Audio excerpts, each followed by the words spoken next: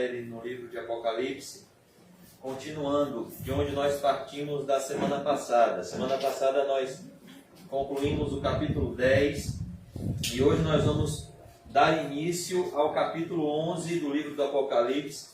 E mais uma vez eu queria pedir aos irmãos que não se recolham aos seus lares sem retirar todas as dúvidas que vocês tiverem do livro do Apocalipse e desse capítulo que nós vamos estudar hoje, pois o propósito desse estudo é trazer conhecimento e revelar aquilo que muitas vezes está oculto aos nossos corações do livro do Apocalipse, que tem esse título. A palavra Apocalipse significa revelação. Deus se revelando ao seu povo, Deus revelando ao seu povo o que acontecerá na consumação dos séculos, no período histórico entre a primeira vinda de Cristo e a segunda vinda de Cristo. E hoje nós vamos estudar o capítulo 11 do livro do Apocalipse. E eu queria convidar os irmãos a orar junto comigo. E eu queria pedir a todos os irmãos que estejam com as suas Bíblias abertas e prestando atenção em cada versículo que for lido. Vamos orar. Senhor Deus, nós te pedimos perdão pelos nossos inúmeros pecados, Senhor Jesus Cristo. Oh Deus, perdoa a nossa murmuração, perdoa toda a nossa ingratidão, Senhor Jesus. Perdoa todas as vezes que nós entristecemos o Teu Santo Espírito com sentimentos ou até mesmo reações que não te engrandecem. Senhor, a virtude da igreja está no poder do Espírito Santo. O Senhor disse aos discípulos ao ascender aos céus: permaneçam em Jerusalém, até que do alto sejam revestidos com poder. Os seus discípulos também ouviram: vocês receberão poder do Espírito Santo, e vocês serão minhas testemunhas em Judeia, em Samaria e em todos os confins da terra. Nos enche do Espírito Santo, Pai. Nos ajude a vencer os pecados internos que os olhos dos homens não veem, mas que os teus olhos, como chama de fogo, veem. Ajuda-nos, Senhor, a vencermos os pecados ocultos. Ajuda-nos a vencermos tudo aquilo que nos afasta, Santo Deus, de Ti. Todo vício que nos afasta de Ti. Todo hábito que seja ainda pecaminoso, que o Senhor nos ajude a abandonar. Como disse o Teu Filho, arrancando a mão, cortando o olho, se necessário for, mas que seja para a Tua glória. Glorifica o Teu nome, Senhor, a santidade do Teu povo. Nos ajude, Senhor, a compreendermos essa passagem do Teu santo livro, não para nos sentirmos melhores do que os outros, mas para praticarmos em nossa vida. Pois a Tua palavra diz que bem-aventurado é aquele que lê, aquele que ouve as profecias deste livro. Amém. Pois o tempo do cumprimento delas está muito próximo. Nos ajude a estar com os corações abertos e com os olhos desvendados para as maravilhas da Tua lei. Nos enche do Espírito Santo, que o Teu Espírito Santo tenha liberdade nessa noite para agir, para trabalhar, para nos conformar, Senhor, à imagem do Teu Filho, Jesus Cristo. É o que eu Te peço, Senhor, e Te agradeço. Em nome do Pai, do Filho e do Espírito Santo. Amém. E graças a Deus. Amém, irmãos. Apocalipse 11. Versículo 1. Apenas resumindo o que nós vimos na semana passada.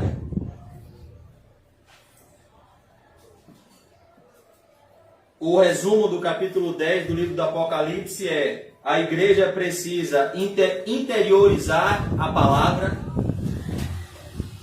comer a palavra, ou seja, se apropriar da palavra, e ao ser totalmente influenciado pela palavra, a igreja deve proclamar a palavra. É assim que termina o capítulo 10 do livro do Apocalipse, no verso 11. Então me disseram: é necessário que ainda profetizes a respeito de muitos povos, nações, línguas e reis. Agora o capítulo 11, versículo 1. Foi-me dado um caniço, a uma vara. Foi-me dado um caniço semelhante a uma vara. E também me foi dito: dispõe-te e mede o santuário de Deus, o seu altar, e os que naquele adoram. Verso 2. Mas deixa de parte o átrio exterior do santuário e não meças, porque foi ele dado aos gentios, estes por 42 meses calcarão aos pés a cidade santa. Amados irmãos, é importante que nós venhamos a entender o contexto do livro do Apocalipse. O apóstolo João estava preso na ilha de Patmos e ele precisava receber sabedoria do céu para que essa mensagem chegasse de forma inteligível e de forma segura aos cristãos que estavam do outro lado da ilha de Patmos. Por isso, o livro do Apocalipse, amém. Por isso o livro do Apocalipse, ele é um livro bastante simbólico. Oi? Amém. Amém. Por isso, o livro do Apocalipse, ele é um livro bastante simbólico, pois o propósito é que essa mensagem chegue na igreja e seja compreendida. Será que é o celular? Oi? Amém. Amém. Amém. Tá ótimo. Amém. Amém. Por isso que essa mensagem, ela precisava chegar de forma segura aos cristãos que estavam do outro lado da ilha, de uma forma que, se os soldados romanos capturassem o pergaminho que iria sair daquela prisão, eles não compreendessem a mensagem dada à igreja por intermédio do apóstolo João. Então, o apóstolo, ele, guiado pelo Espírito Santo, ele traz uma mensagem repleta de símbolos para que somente os cristãos compreendessem. Como, por exemplo, Jesus Cristo falando do novo nascimento a Nicodemos.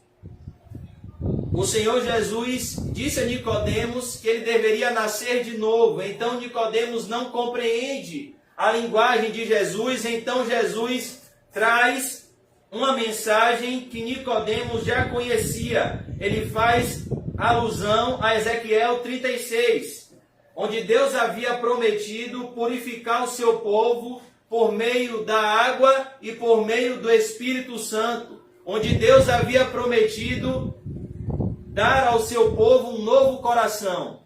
Então Jesus disse a Nicodemos: em verdade te digo, se alguém não nascer da água e do Espírito, não pode entrar no reino de Deus. E é isso que João está fazendo aqui.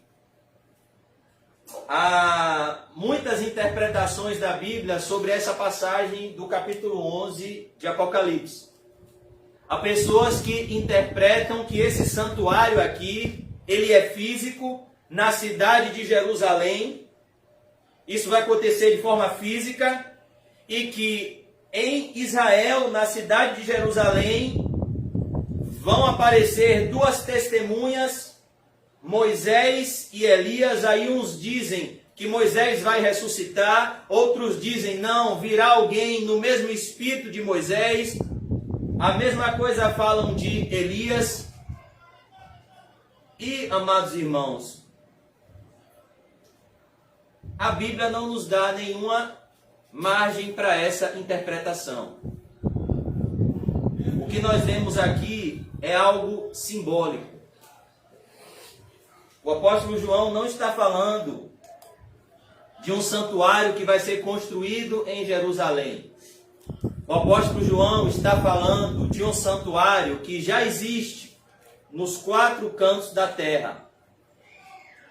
Um santuário que foi fundado há 2000 anos pelo próprio Senhor Jesus Cristo, que disse a um pobre e iletrado pescador, Pedro, após Pedro dizer: Tu és o Cristo, o Filho do Deus bendito, Jesus Cristo disse: Bem-aventurado és, Simão Barjonas, porque não foi carne e sangue que te revelaram, mas o meu Pai que está nos céus.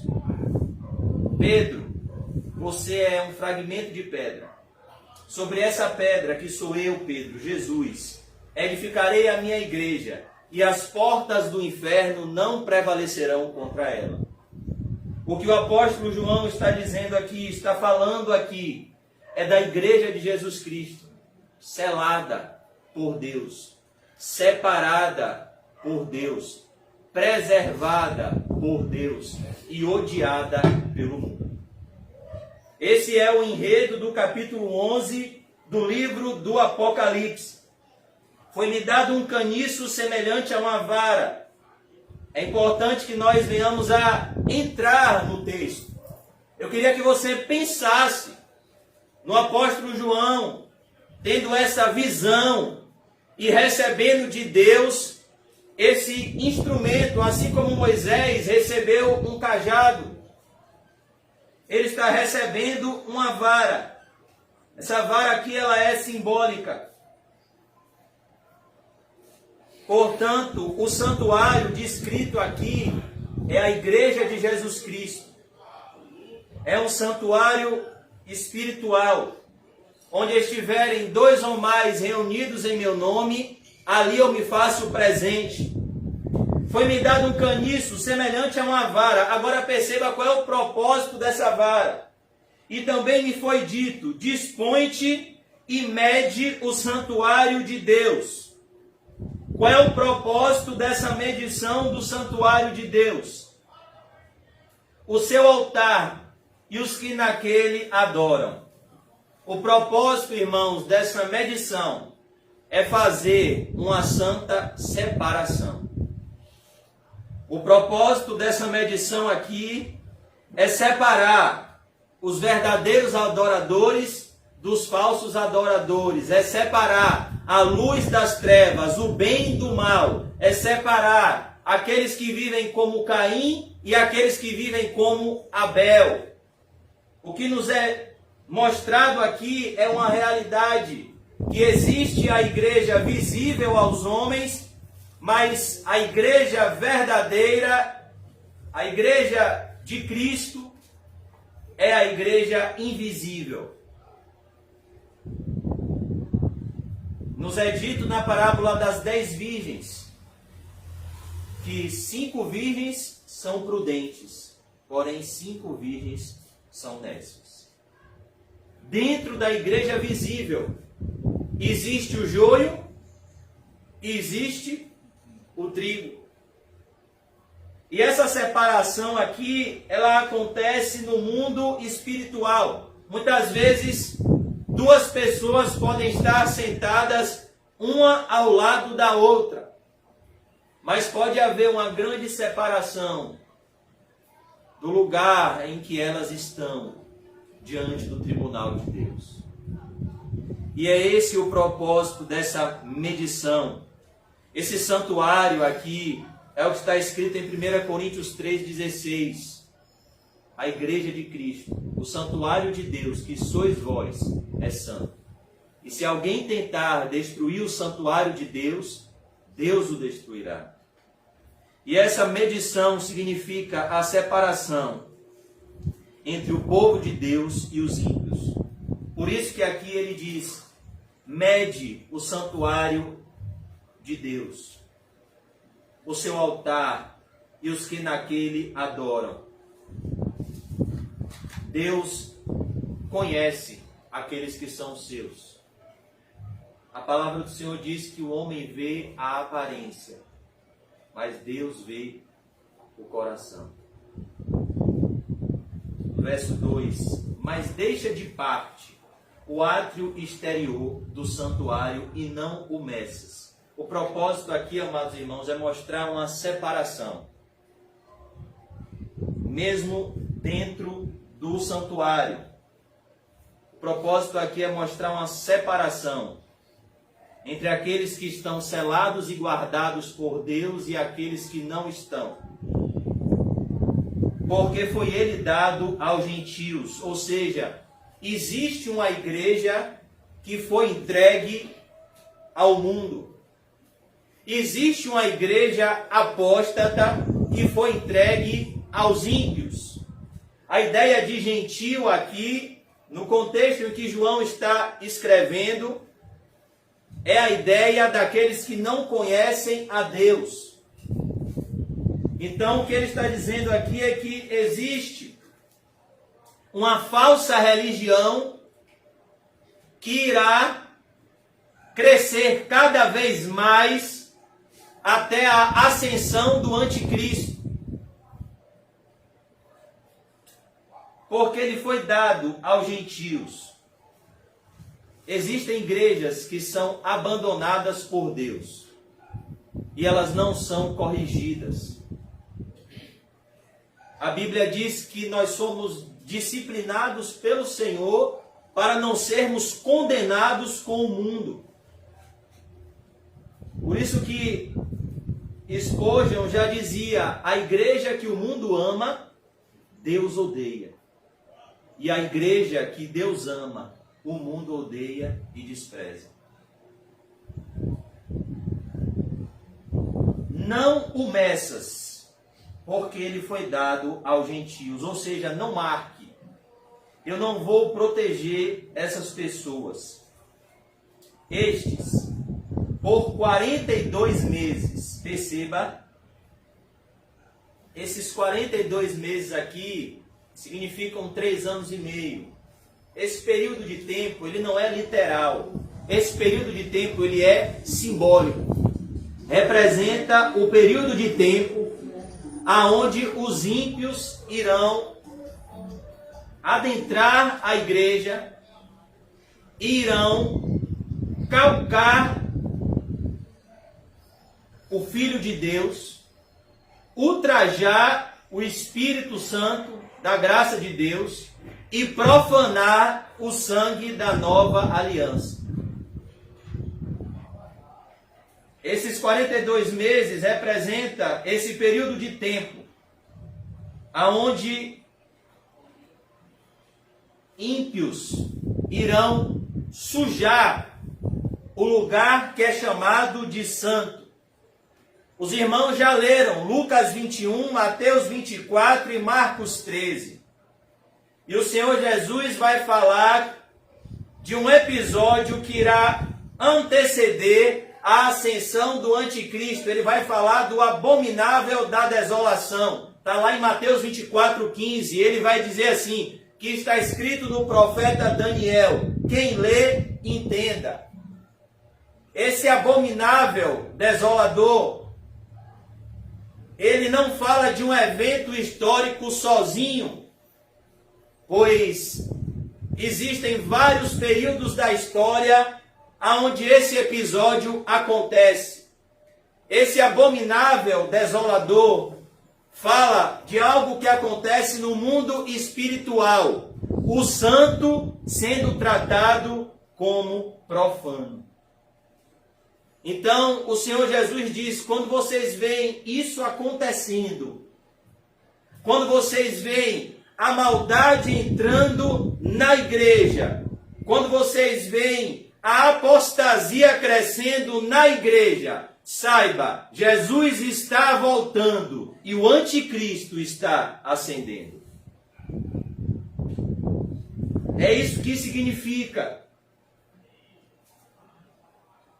Esses 42 meses. Em Lucas 17, versículo 1, o Senhor Jesus diz assim: é inevitável. O que significa a palavra inevitável? É impossível de ser impedido. É inevitável que aconteçam escândalos. Lucas 17, verso 1. Mas ai daquele por quem o escândalo vem. Ai daquele que fizer tropeçar um dos meus pequeninos. Porém, essas pessoas que não têm o selo de Deus, que não estão guardadas por Deus, aliás, essa foi a tese de Satanás contra Jesus no deserto. Jesus, abra mão das suas responsabilidades e use o seu privilégio de ser filho de Deus. Então ele distorce o Salmo 91. Ele diz: lança-te daqui abaixo, porque está escrito, você não disse, você não usou a Bíblia para me convencer, agora eu vou usar a Bíblia para te convencer. Salmo 91, 11, está escrito: aos seus anjos dará ordem ao teu respeito, para que não tropece em pedra alguma. Então Jesus responde: dito está, não tentarás ao Senhor teu Deus. Olhe, Satanás, o Salmo 91, 11 está escrito: aos seus anjos dará ordens ao seu respeito, para que te guardem em todos os seus caminhos.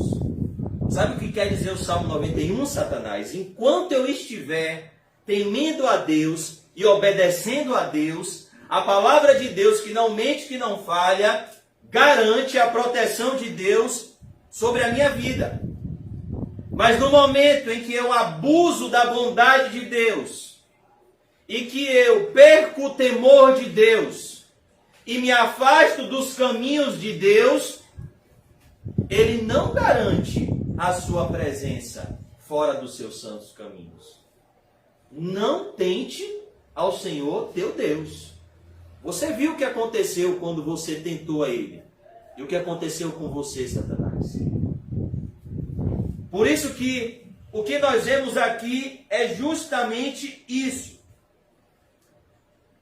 Essa medição do santuário fala da medição que já está acontecendo dentro da casa de Deus. 1 Pedro 4,17 diz que a hora de começar o juízo já começou. E o juízo começa pela casa de Deus. Ora, se o justo é salvo com muita dificuldade,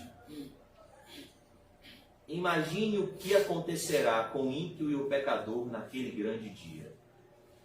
O texto da ceia, 1 Coríntios 11, 19, começa com uma afirmação. O apóstolo Paulo diz: é necessário que haja divisões no vosso meio, para que os sinceros se manifestem. Então, essa divisão aqui é feita pelo próprio Deus. E aqui mostra que a perversidade dos falsos cristãos tem um tempo determinado. A perseguição do anticristo terá um tempo determinado. A maldade daqueles que calcam aos pés a cidade santa, é isso que diz aqui o verso 2, Apocalipse 11, 2. Calcarão aos pés a cidade santa, tem um tempo determinado. É isso que significa 42 meses. O fato de Deus ser longânimo não significa que Deus deixa impune a maldade cometida contra ele. O fato dele ter esperado 100 anos até descer o dilúvio não significa que ele não está virado com aqueles que rejeitavam a mensagem de Deus por intermédio de Noé. Então, esse santuário aqui, a mensagem aqui de João, é uma mensagem à igreja. Em primeiro lugar, a igreja é o santuário de Deus. A igreja é o corpo de Cristo. A igreja é o tabernáculo de Deus na terra. A igreja representa o próprio Deus. Cristo é o cabeça, a igreja é o corpo de Cristo.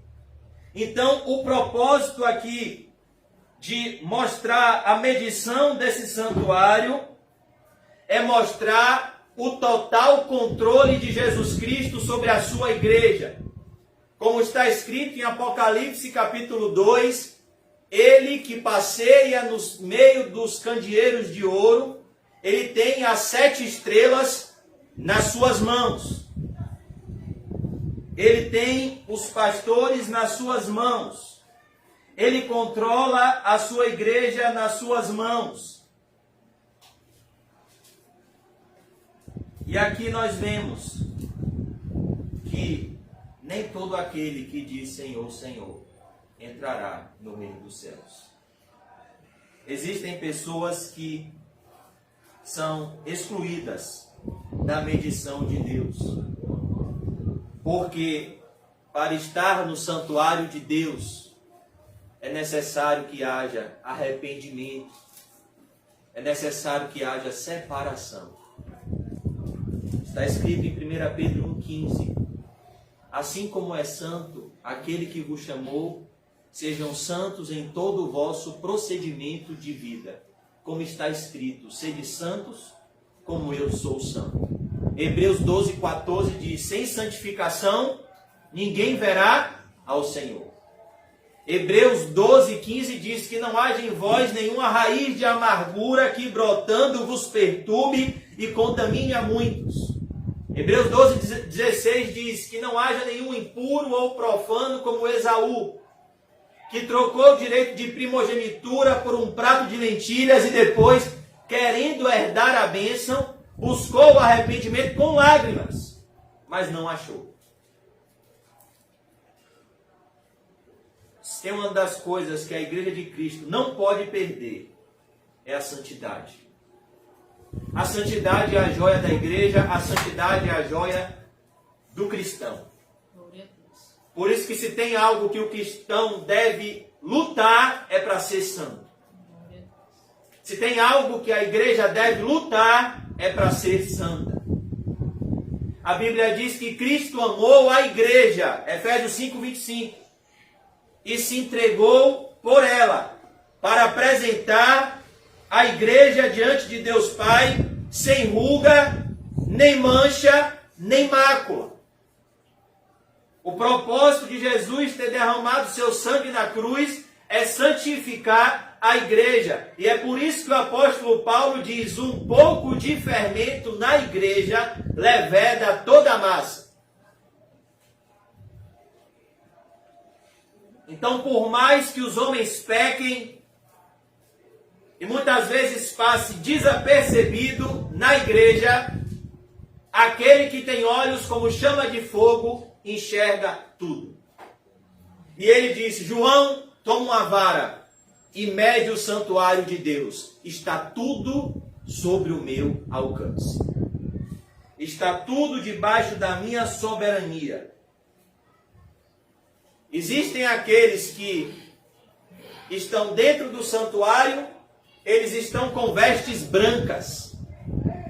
Como Jesus diz à igreja de Sardes. Mas existem aqueles que estão dentro do santuário físico, mas no mundo espiritual estão com vestes sujas. E o propósito desse estudo, o propósito desse culto, o propósito da pregação do Evangelho é justamente acontecer comigo e com você o que aconteceu com o sumo sacerdote Josué em Zacarias capítulo 3. Quando ele vem diante de Deus com vestes sujas e Satanás veio para se opor a ele. Então Deus tira as vestes sujas e dá a ele uma veste branca. É isso que o arrependimento e a fé faz com o pecador. Aquele que crê em Cristo não entrará em juízo, mas passou da morte para a vida eterna. teve suas vestes alvejadas no sangue do Cordeiro. Então aqui nós vemos que dentro do santuário de Deus existem lugares amaldiçoados. Dentro da igreja existem ímpios. E é por isso que naquele grande dia o Senhor vai fazer uma grande separação. Se tem algo que suscita a ira de Deus, é quando alguém mexe na sua noiva, que é a sua igreja. Zacarias 2,8 diz: aquele que vos toca, toca na menina dos meus olhos. Saulo de Tarso não sabia, mas ele estava perseguindo o próprio Jesus ao mexer na igreja de Cristo. Verso 3: darei as minhas 2 testemunhas, que profetizem por 1260 dias, vestidas de pano de saco. E aqui muitos dizem que essas 2 testemunhas também são literal, que haverá um período em que restarão essas 2 testemunhas profetizando na terra. E isso não é verdade. Essas 2 testemunhas aqui não são literais, são espirituais. Essas 2 testemunhas representam a igreja. O Senhor Jesus, em Lucas 10:1, quando envia os seus discípulos, ele os envia de 2 em 2. Essas 2 testemunhas representam o testemunho da igreja. A palavra testemunha no Novo Testamento, no grego, é a palavra martiria, que significa Marte, aquele que morre pela fé que professa. Quando Jesus fala que os discípulos seriam revestidos de poder, esse poder do Espírito Santo é justamente para morrermos pela nossa fé, se preciso for. Como está escrito, a igreja de Esmirna: ser fiel até a morte e dar-te-ei a coroa da vida. Por isso aqui no verso 3, a igreja é apresentada por essas 2 testemunhas, que irão profetizar nesse período do fim, nesse período de grande apostasia que antecederá a volta de Jesus. O período conhecido como a grande tribulação, onde o homem da iniquidade irá se revelar, o anticristo. Aqui nós vemos a igreja sendo apresentada por essas 2 testemunhas. E o que significa essas 2 testemunhas? Elas trazem 2 mensagens. A primeira, o remanescente fiel. Essas 2 testemunhas mártires representam o remanescente fiel, que Deus sempre tem os seus 7.000 joelhos que não se dobram a Baal. Segundo, o ódio do mundo pelos santos. Então, a mensagem de João à igreja é essa. Não é para você ficar pensando em algo que vai acontecer em Israel, em Jerusalém, mas é para você aplicar essa verdade à sua vida hoje. Muitos são chamados, poucos são os escolhidos. Jesus Cristo disse: se odiaram a mim, odiarão a vocês também. Se perseguiram a mim, perseguirão a vocês também. Verso 3: darei as minhas 2 testemunhas que profetizem por 1260 dias, vestidas de pano de saco. O propósito aqui também é mostrar como a quantidade de verdadeiros cristãos será cada vez menor.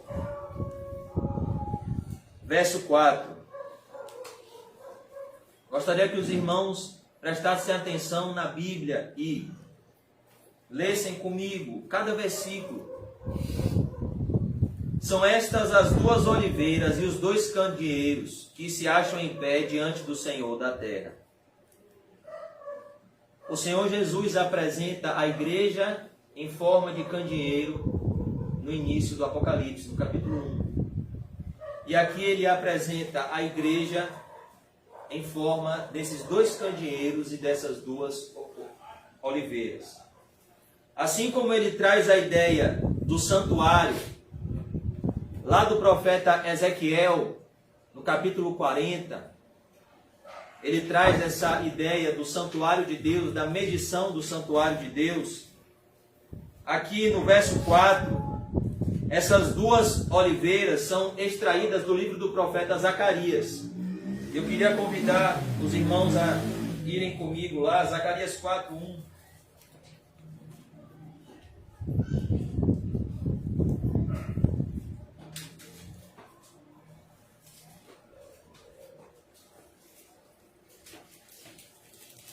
Zacarias 4:1 é de onde João extrai essa mensagem das duas oliveiras e do candeeiro de ouro. Zacarias 4:1 é o penúltimo livro do Novo Testamento, antes de Malaquias, mostrando que ele traz no Apocalipse muito mensagens do Antigo Testamento. O capítulo 4 de Zacarias fala de duas oliveiras que representa Josué e Zorobabel, que anunciam a palavra no poder do Espírito para restaurar a Israel. Zacarias 4:1 tornou o anjo que falava comigo e me despertou, como a um homem que é despertado do seu sono, e me perguntou: que vês?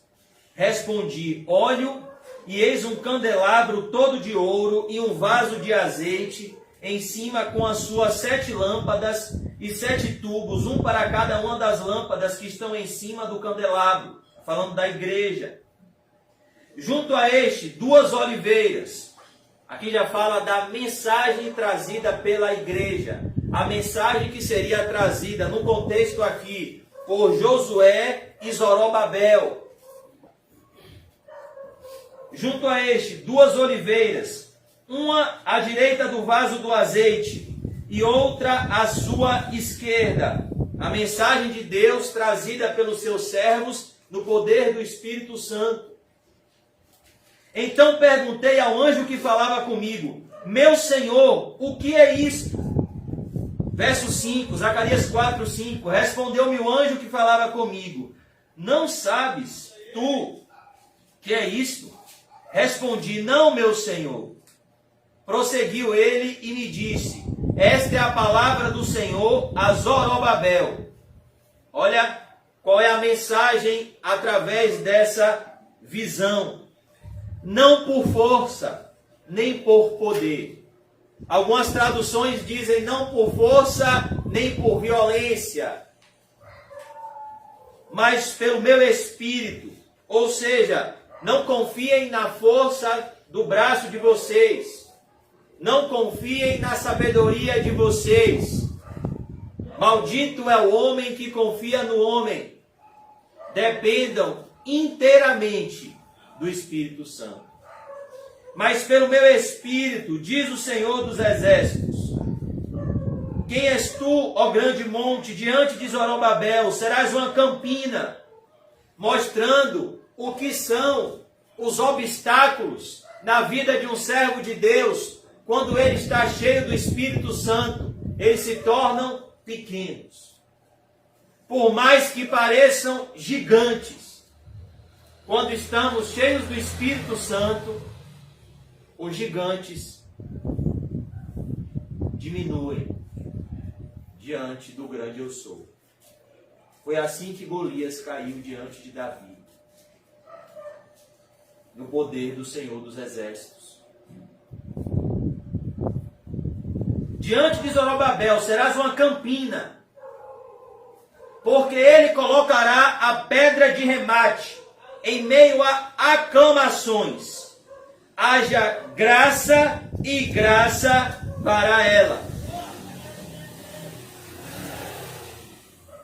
Agora vamos voltar para Apocalipse 11. João traz essa mesma ideia essa mesma visão, a igreja, o remanescente fiel, sendo representado por duas testemunhas. E essas duas testemunhas, como duas oliveiras e dois candeeiros, que se acham em pé diante do Senhor da terra, mostrando qual é o propósito da igreja: ser o sal da terra, ser a luz do mundo. Versículo 5. Se alguém pretende causar-lhes dano, sai fogo da sua boca e devora os inimigos. Sim, se alguém pretende causar-lhe dano, certamente deve morrer. O que significa isso, irmãos? Significa o poder que emana da boca dos servos de Deus, quando eles estão cheios do Espírito Santo de Deus. Essas duas testemunhas aqui representam isso. Essas duas oliveiras, o remanescente fiel, cheio do Espírito Santo, obedecendo à visão do capítulo 10. É necessário que você coma o livrinho. Ele vai ser doce na sua boca, amargo no seu estômago. É necessário que você proclame esse livrinho. E quando a igreja proclama a palavra de Deus, a igreja anuncia o juízo de Deus aos ímpios, que sai da boca dos servos de Deus é como um fogo que devora.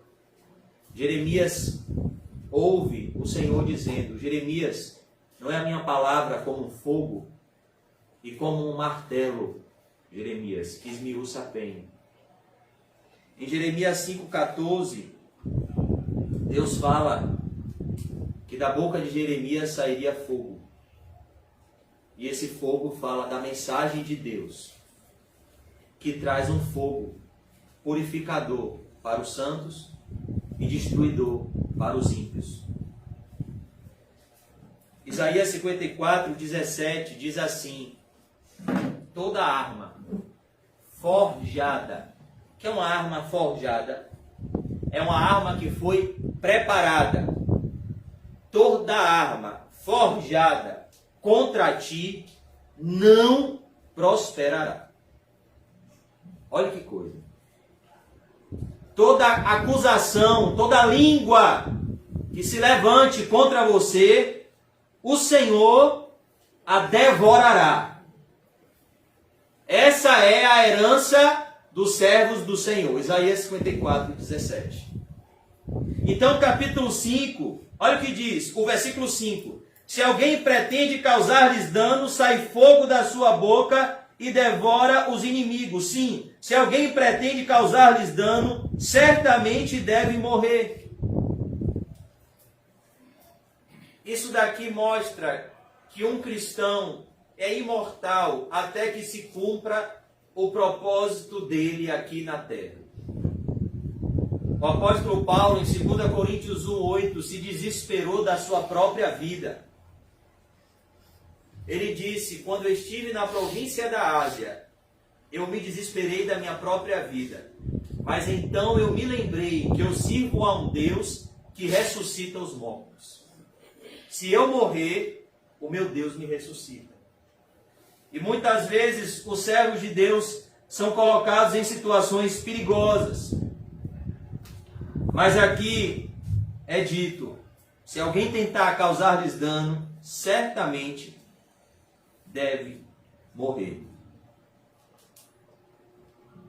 Não é intenção de um servo de Deus matar ninguém. Mas se for preciso, Deus mata por amor aos seus servos. E quem é o exemplo disso no Novo Testamento? Ananias e Safira. Atos capítulo 5, versículo 1 a 11. Da boca de Pedro saiu um fogo que consumiu aquele casal que tentou enganar o Espírito Santo de Deus. Não era a intenção de Pedro matar Ananias e Safira, mas Ananias e Safira tentaram trazer engano e mentira à igreja de Deus. Então, para que houvesse temor no meio do povo de Deus, sobre a palavra que saía da boca de Pedro, Deus matou Ananias e Safira. Por isso que ninguém está tão seguro quanto aquele que está seguro no centro da vontade de Deus. Aquele que habita no esconderijo do Altíssimo, à sombra do Onipotente, descansará. 1000 cairão ao teu lado, 10.000 à tua direita, e você não será atingido. Todo aquele que é nascido de Deus não vive pecando, por isso Deus o guarda e o maligno não lhe toca. Até quando o maligno toca, é quando Deus manda para o nosso bem. Por isso que o único lugar seguro aqui nessa terra, amaldiçoada pelo pecado, é a presença de Deus. Sujeitai-vos a Deus, resisti ao diabo, e ele fugirá de vós. Verso 6. Elas têm autoridade para fechar o céu, para que não chova durante os dias em que profetizarem. Têm autoridade também sobre as águas, para convertê-las em sangue, bem como para ferir a terra com toda sorte de flagelos, tantas vezes quantas quiserem. Aí, por conta dessa passagem, muitas pessoas falam que aqui está falando de uma aparição de Moisés, de uma aparição de Elias. Martin Lloyd Jones, um estudioso da Bíblia do passado, diz que, na verdade, aqui está falando da igreja. A lei e os profetas está sendo representado aqui. E o propósito aqui não é dar ênfase a duas pessoas específicas, mas é dar ênfase ao remanescente fiel, ao povo de Deus. Então aqui ele diz: tem autoridade também sobre as águas para convertê-las em sangue, bem como para ferir a terra com toda sorte de flagelos, tantas vezes quantas quiserem. Esse poder não emana dessas testemunhas. Esse poder emana de Deus. Elas não terão esse poder para se aparecer. Deus irá manifestar o seu juízo por intermédio dos seus servos sobre aqueles que rejeitarem a palavra de Deus. É isso que ele quer dizer. Quando o mundo rejeita a mensagem da igreja, o mundo se expõe ao juízo. Aquele que rejeita o evangelho, ele está destruindo, ferindo a si mesmo. Ele está se expondo aos juízos de Deus. Não foi Moisés que trouxe todas aquelas pragas. Foi Deus que trouxe aquelas pragas para mostrar a Faraó que não adiantava rejeitar a mensagem de Deus, para mostrar o juízo de Deus a Faraó. Da mesma forma, é isso que está sendo dito aqui. Então, quando a igreja prega e uma pessoa se opõe ao que está sendo pregado, essa pessoa está trazendo sobre si mesma os juízos de Deus, a ira de Deus. Verso 7. Quando tiverem então concluído o testemunho que devem dar, olha que coisa. Existe um momento aonde a nossa missão termina. É isso que essa passagem quer dizer. Existe um momento em que o cristão diz como Paulo: combati o bom combate, completei a carreira e guardei a fé. Então o próprio Deus permite que chegue na nossa vida um episódio chamado morte, para que Deus nos leve para casa após a nossa missão ter terminado. Por isso que eu e você devemos saber que nós não estamos aqui por acaso. Nós estamos aqui com uma missão específica. E no momento em que Deus terminar de nos usar, Ele vai nos recolher. Porque o céu é muito melhor do que a terra. E o viver é Cristo. E o morrer é lucro. Portanto, se Deus me ama, vou dar só um exemplo. Era muito melhor para mim ser levado à glória no momento da minha conversão. Porque quando o cristão pisa nesse mundo, ele está em solo perigoso. Ele está no mundo encantado, que jaz no maligno, cheio de seduções. Seria muito mais vantagem. Nós iríamos pecar muito menos. Por isso que a salvação é pela graça, mediante a fé. Se Deus nos recolhesse no momento da nossa conversão. Mas por que Deus não nos recolhe no momento da nossa conversão? Porque Ele nos converte para nos usar na conversão de outros. Por que Deus mantém um santo no mundo? Para que ele desfrute de uma boa vida nessa terra? Não. Para que ele termine a sua missão de ser o sal da terra e de ser a luz do mundo. E no momento que ele terminar a sua missão, ele vai, como Enoque, para a casa do Pai, onde há muitas moradas. É por isso que um cristão está aqui. Como disse o apóstolo Paulo, se vivemos, para o Senhor vivemos. Se morremos, para o Senhor morremos. Quer vivamos, quer morramos, somos do Senhor. É isso que diz aqui o verso 7. Quando tiverem então concluído o testemunho que devem dar. Aqui você pode aplicar na sua vida. Quando tiver acabado a última boa obra que você nasceu para fazer. Quando você tiver evangelizado a última pessoa que Deus entregou para você evangelizar. Quando você tiver dado a última oferta que você deve trazer à casa de Deus, não por obrigação, mas por amor, por alegria. Quando você tiver feito a última boa obra, concluído o testemunho que devem dar. O nosso testemunho cristão não é opcional, ele é obrigatório.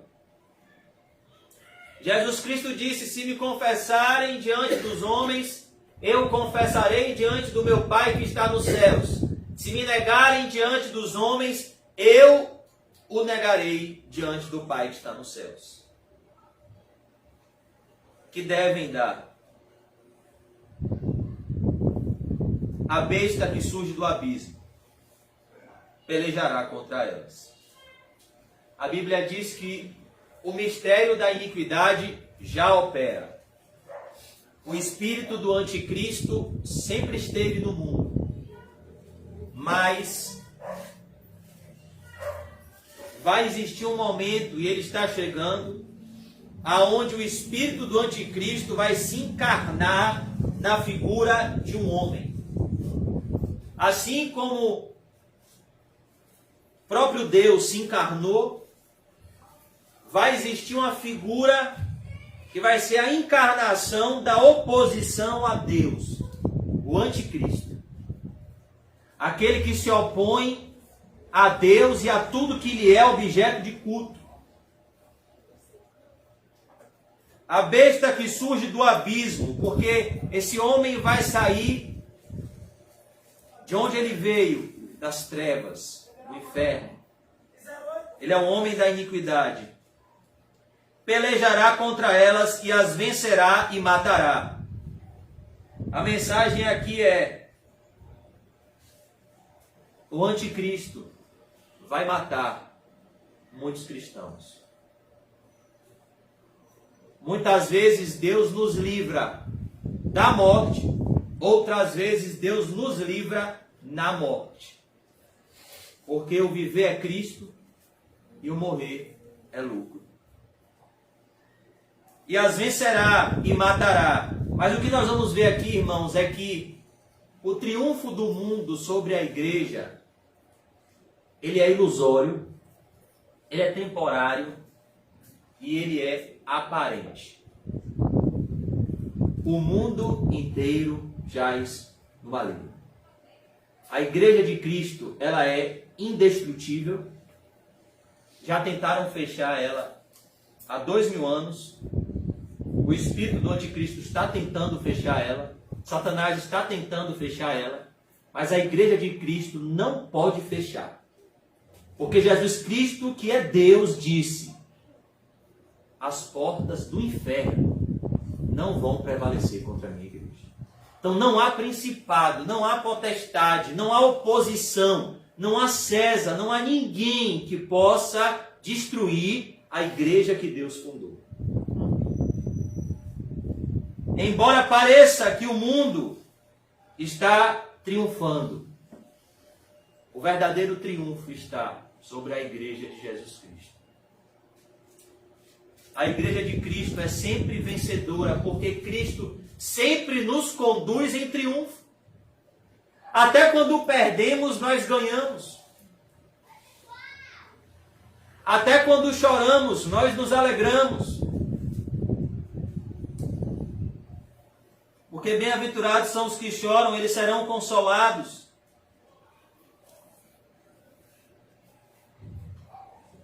Até quando morremos, nós vencemos.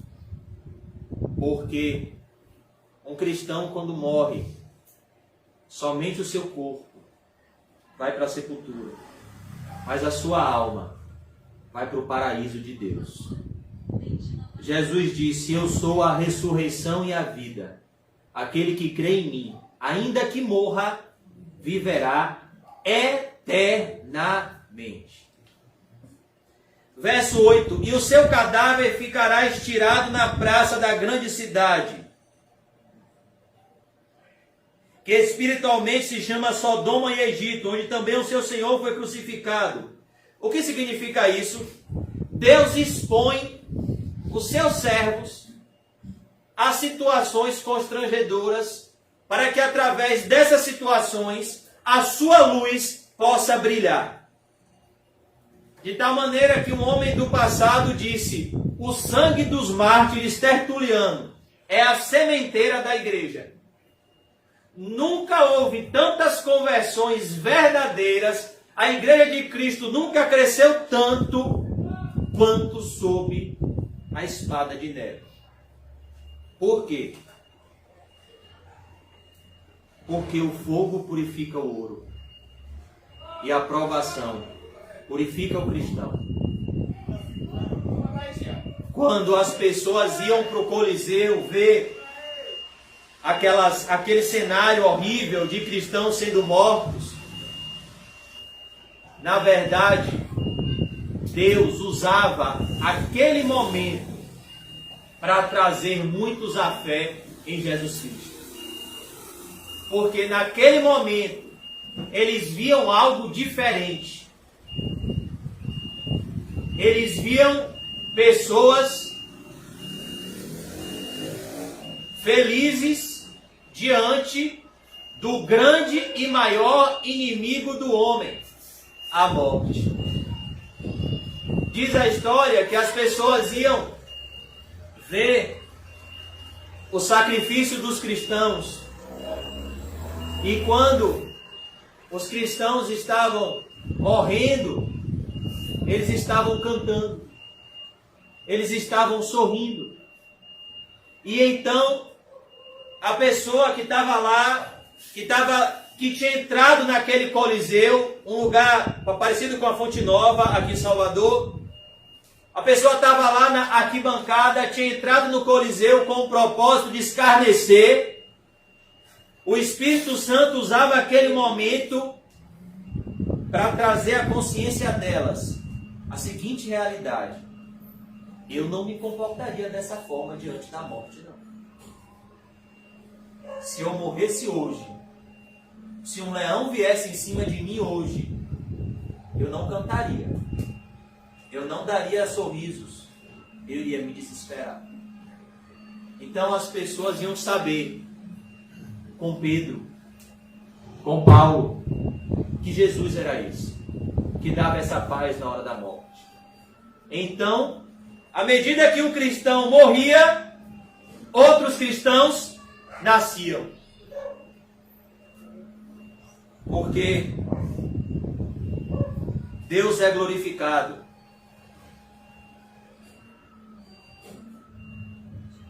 na morte dos seus fiéis.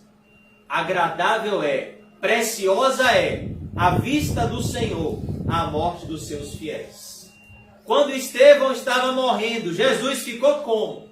De pé. Estevão viu Jesus de pé para recebê-lo. Quando um rei se levanta, significa que ele está prestando reverência àquele que está diante dele. Ele está dando honra àquele que está diante dele. E o seu cadáver ficará estirado na praça da grande cidade. Que grande cidade é essa? Aí tem pessoas que falam, está vendo que está falando de Jerusalém? Não. A interpretação dessa grande cidade é a mesma interpretação do nosso irmão amado Jambanya. A cidade da destruição. Essa grande cidade aqui é esse chão que eu e você estamos pisando. É esse mundo amaldiçoado pelo pecado que jaz no poder do maligno. Verso 8. Olha o que ele diz. Cidade que espiritualmente, olha o que diz o verso 8, espiritualmente se chama Sodoma e Egito. O que significa Sodoma? Perversão. É o mundo em que nós vivemos. O que significa Egito? Costumes opostos aos costumes cristãos. É o mundo em que nós vivemos. O mundo que cada vez mais rejeita Cristo e a sua mensagem. Onde também o seu Senhor foi crucificado. Jesus foi crucificado nesse mundo em que nós vivemos.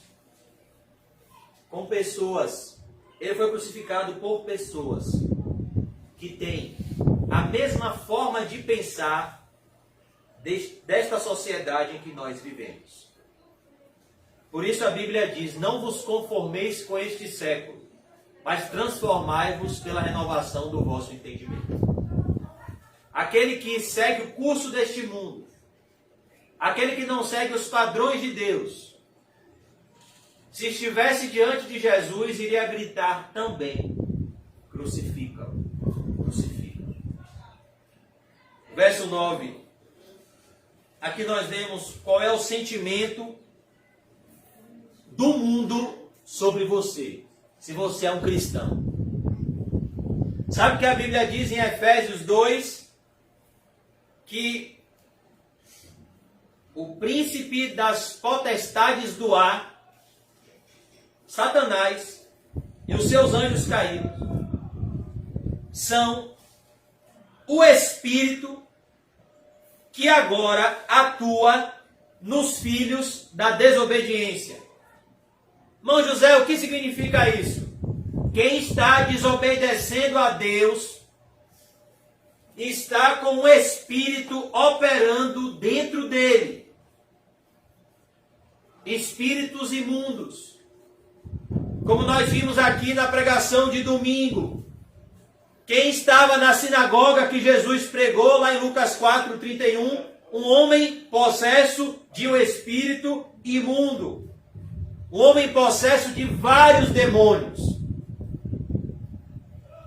Antes que você pense que as pessoas são boas, eu quero te dizer, você não é bom e as pessoas não são boas. Bom, só existe um e é Deus. Cuidado. O mundo espiritual é real. O mundo inteiro jaz no maligno. O propósito do verso 9 é mostrar o que os mundanos sentem dos cristãos. Não é só uma rejeição, não é só uma oposição, mas é um ódio que chega ao sarcasmo. O que é o sarcasmo? É a pessoa que tem prazer em odiar. prazer em maltratar. Por exemplo, Nero. A história diz que o maior prazer de Nero era ouvir os cristãos gemendo sobre cruzes, sendo queimados nas ruas de Roma. E a maior fonte de prazer de Nero era ouvir uma harpa tocar, um funcionário dedilhar a sua harpa sobre as vozes, sobre os gemidos dos cristãos. É esse o sentimento que rege no coração daqueles que não têm o Espírito Santo. Se o ímpio puder, irmão, ele lhe mata. Ele não lhe mata porque a soberania de Deus restringe. Então, quando a Bíblia diz em nome de Jesus, bem-aventurado é o homem que não anda segundo o conselho dos ímpios, que não se detém no caminho dos pecadores, nem se assenta na roda dos escarnecedores, é porque Deus sabe quem são os ímpios. Deus sabe o poder destrutivo de um ímpio, inclusive aquele que você olha no espelho. Deus sabe disso, é por isso que ele diz: as más companhias pervertem os bons costumes. Olha o verso 9. Então muitos. Aqui pode estar seu chefe, seu colega de trabalho, seu pai, sua mãe, seu marido, sua esposa, seu filho, sua filha. Não importa. Quem não é por mim é contra mim. Jesus disse: quem comigo não ajunta, espalha. Quem não tem o Espírito Santo tem espíritos imundos. O espírito imundo, às vezes, ele sai em pessoas que ouvem o Evangelho e permanecem ouvindo. Mas se não houver arrependimento sincero, o espírito imundo volta com mais 7. E o terror dessa casa se torna maior do que a primeira. Foi por isso que João Batista dizem: produzam frutos dignos de arrependimento, porque o machado está posto à raiz das árvores. E a árvore que não der um bom fruto será cortada e lançada ao fogo. Então muitos dentre os povos, tribos, línguas e nações contemplam os cadáveres das duas testemunhas por 3 dias e meio. Olha o que o mundo sente do sofrimento dos cristãos. Você acha que você vai sofrer e o mundo vai te consolar? Você acha que você vai sofrer e o mundo vai te amparar? Se você se parece com Cristo, quando Cristo estava sofrendo, qual foi o consolo que ele teve do mundo? Nenhum. Sarcasmo. Tenho sede. Ah, você está com sede? Então beba vinagre. Deram vinagre a Jesus Cristo. Por isso que nós devemos nos separar para Deus.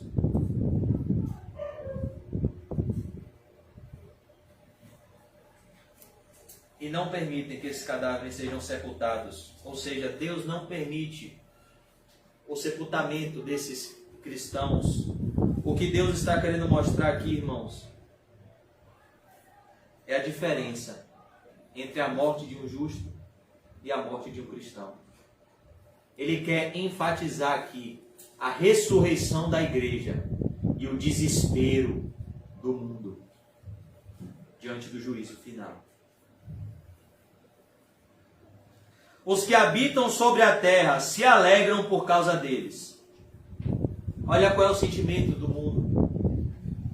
Eles veem esses cristãos mortos e eles não derramam uma lágrima. Eles não sentem um pingo de compaixão. Eles se alegram.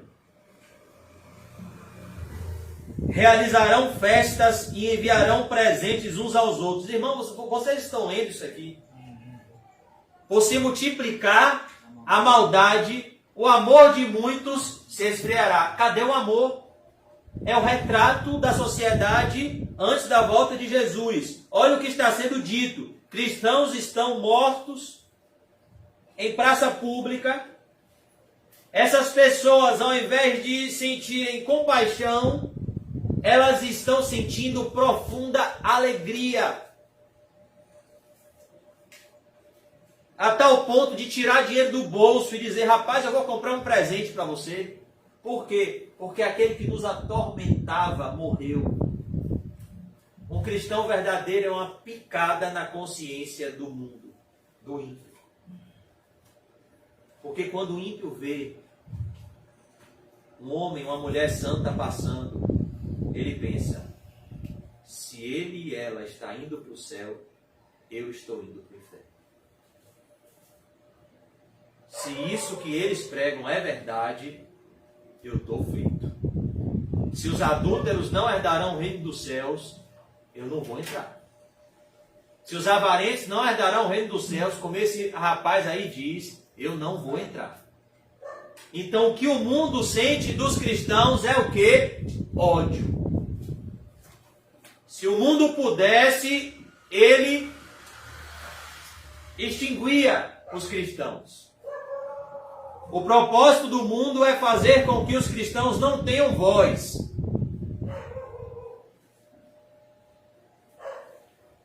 Realizarão festas e enviarão presentes uns aos outros, porquanto esses dois profetas, olha o que diz, atormentaram os que moram sobre a terra. Será que nós somos assim? Será que nós temos essa coragem? Que tormento é esse, irmão? Não ter medo nem vergonha de viver uma vida santa e de proclamar uma vida santa e de proclamar as consequências daqueles que não plantarem no Espírito. A Bíblia diz que nós cristãos exalamos um perfume, o bom perfume de Cristo, cheiro de vida para os vivos e cheiro de morte para os mortos. Um cristão verdadeiro é um tormento para os que moram sobre a terra, sobre a face da terra. A partir do momento que João Batista condenou o relacionamento de Herodes e Herodias, João Batista perdeu o carisma de Herodes. Porque João Batista se tornou um tormento para o relacionamento ilícito de Herodes e Herodias. Então, como eles não puderam calar, pois João Batista disse, eu sou uma voz que clama no deserto. Endireitem as suas veredas e preparem um caminho para o Senhor passar. O que eles fizeram com João? Mataram. Herodes matou João Batista. Mandou matar João Batista, amando de Herodias. Então perceba que todo nosso consolo vem de Deus. Assim como no mundo espiritual, irmãos, presenças demoníacas são reais. Eu preciso te dizer uma coisa. No mundo espiritual, consolos celestiais são reais. Aquele mesmo anjo que desceu do céu e confortou Jesus no Getsêmani, quando ele suava gotas de sangue, ele nos conforta em nossas dores e aflições. Aquele mesmo anjo que serviu Jesus quando ele venceu Satanás no deserto, a Bíblia diz que os anjos vieram e serviram a Jesus. Eles estão dispostos a nos suprir quando nós honramos a Deus. Então, existem presenças espirituais do mal? Existem. Mas existem manifestações espirituais super prazerosíssimas na presença de Deus. Existem consolos da parte de Cristo que tesouro nenhum no mundo se compara. Nada se compara ao calor da presença de Deus. Nada. E você se sentir nos braços do bom pastor que deu a sua vida pelas suas ovelhas e ouvir Jesus dizendo, eu te amo. Nada se compara, irmãos. Por mais que o mundo inteiro se levante contra você, se você estiver ao lado de Cristo, você é mais do que vencedor. Concluindo o verso 11. O mundo está festejando, mas um dia o mundo vai chorar. Mas depois dos 3 dias e meio, um espírito de vida, vindo da parte de Deus, neles penetrou, e eles se ergueram sobre os pés, e aqueles que o viram, sobreveio grande medo. Um crente não morre, um crente ressuscita. O que Deus está querendo mostrar aqui é a ressurreição dos seus filhos, em detrimento da condenação dos ímpios.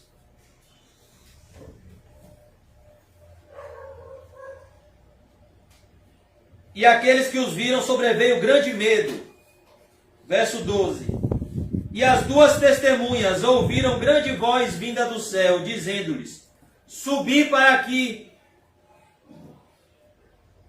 E subiram ao céu numa nuvem, e os seus inimigos as contemplaram. Olha que coisa. Os ímpios vão contemplar a salvação dos justos. Pai Abraão,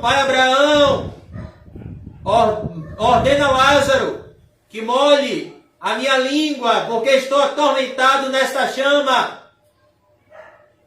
Não. Agora não posso te dar uma gota de água, porque você recebeu os teus bens em vida, e Lázaro somente males. E as 2 testemunhas ouviram grande voz vinda do céu, dizendo-lhes: subi para aqui. E subiram ao céu numa nuvem, e os seus inimigos as contemplaram. O que Jesus está mostrando aqui, irmãos, é o triunfo final da igreja sobre os seus inimigos. O mundo sentirá grande medo dos servos de Deus. Naquela hora, houve grande terremoto. E ruiu a 10ª parte da cidade, e morreram nesse terremoto 7.000 pessoas, ao passo que as outras ficaram sobremodo aterrorizadas e deram glória ao Deus do céu. Ao passo que a maldade do homem vai se multiplicando, o juízo de Deus vai aumentando. Agora essas pessoas são tomadas de pavor quando vem o poder de Deus se manifestando através dos seus servos. A semelhança dos profetas de Baal, que foram tomados de grande pavor quando viram o fogo de Deus consumindo o holocausto. Verso 14, perdão. Passou o segundo ai. Eis que sem demora vem o terceiro ai. Após a fidelidade da igreja, após a ressurreição dos cristãos, virá a 7ª trombeta, que representa a volta de Jesus. Dos versos 15 ao verso 19 de Apocalipse 11, João vai nos mostrar a volta de Jesus e a consumação dos séculos, com a igreja glorificada nos céus e o mundo condenado no inferno. A grande questão, irmãos, é aonde nós estaremos daqui a 100 anos. Nesse grande banquete, na ressurreição dos justos, ou no grande tormento, na condenação dos ímpios. As nossas escolhas hoje vão definir o nosso destino da manhã. A palavra do Senhor diz: eis que ponho diante de ti a vida e a morte, a bênção e a maldição. Mas Deus é tão amoroso que Ele diz: escolha, pois, a vida, escolha, pois, Jesus. Ele não é um caminho, Ele é o único caminho. Eu sou o caminho, a verdade e a vida. E ninguém vem ao Pai a não ser através de mim. Arrependa-se, pense novamente e creia em Jesus Cristo. Siga Ele, olhe para Ele. E você vai ter prazeres indizíveis na presença de Deus. Prazeres que o mundo não pode dar, mas que Jesus pode nos dar. De graça, gratuitamente. Jesus Cristo disse: eu vim para que tenham vida e vida em abundância. Que o Senhor nos encha do Espírito Santo, irmãos, e que nós possamos cumprir a nossa missão de dar testemunho daquele que nos salvou, até o momento em que aquele que nos salvou nos salve completamente, nos levando para a casa dos céus. Spurgeon dizia: a minha teologia se resume em 4 palavras: Jesus morreu por mim. Um cristão é aquele que foi comprado por Cristo, e a sua vida se resume em conhecer a Cristo e torná-lo conhecido. A vida do cristão é uma vida simples. Por isso Jesus disse: aprendei de mim, que sou manso e humilde de coração. Quando terminar o nosso testemunho, Deus vai nos recolher em uma morte cheia de paz, se honrarmos a Ele aqui na terra. Por isso que o Salmo 37:5 diz: entrega os teus caminhos ao Senhor, confia nele, e Ele tudo fará. Vamos orar, irmãos. Senhor Deus, nós te agradecemos. Te agradecemos, Senhor, pela Tua palavra. Te agradecemos pela Tua lei. Senhor, nos ajude a vencermos o pecado, Senhor. O pecado da incredulidade. Nos ajude, Senhor, a voltarmos à prática das primeiras obras, ao primeiro amor, Senhor. Sem amor, a Tua palavra diz, tudo é inútil. Sem amor, Senhor, nada vai ter valor lá no céu. Por isso eu peço que o Senhor nos ajude a ouvir o Teu santo e eterno mandamento. Ouve, ó Israel, o Senhor vosso Deus é o único Deus. Amarás o Senhor teu Deus de todo o teu coração, de toda a tua alma, de toda a tua força e de todo o teu entendimento. E amarás o teu próximo como a ti mesmo. Nisso se resume a lei e os profetas. Oh Deus, nos ajude a ter esse amor. Esse amor verdadeiro, Senhor.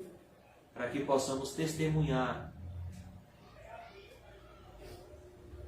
mesmo diante de um mundo que te rejeita,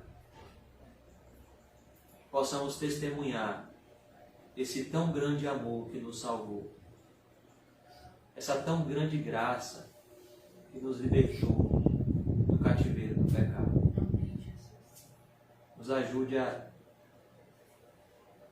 proclamar as virtudes daquele que nos chamou das trevas para a sua maravilhosa luz.